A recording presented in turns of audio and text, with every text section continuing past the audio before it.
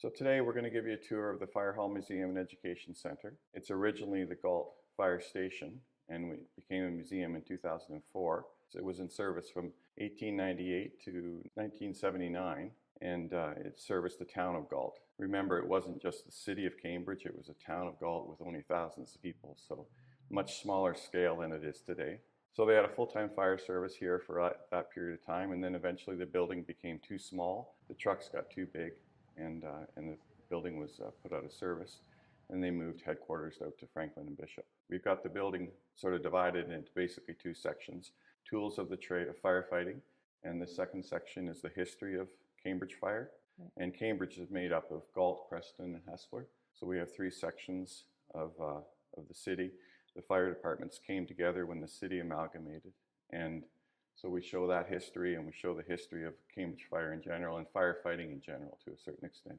As part of our historical section, we also have an international display. Pieces have been donated to us either by visiting firefighters, or some of our chiefs have gone to conferences and that sort of thing, and they've brought back all sorts of trinkets and so on from various fire departments from around the world.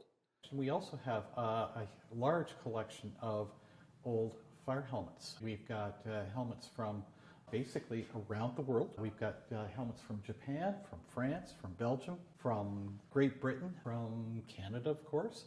And basically it goes from ceremonial helmets to regular firefighters' everyday wear. And over here we have an example of an older version of GPS. Today we have GPS on our phones, and in the trucks they have GPS terminals to show their direction to the call and some of the details of the call. Back in the day they had, this map was designed by a couple of retired firefighters now that were graphic artists in their former life. And so it's an amazing detailed map. You know, all the size, the lots are proportionally sized and really incredible. So they would use this map to determine which direction they'd go to the call. And these little pegs that you'll see here indicate the hydrants that they'd have available to them on each street.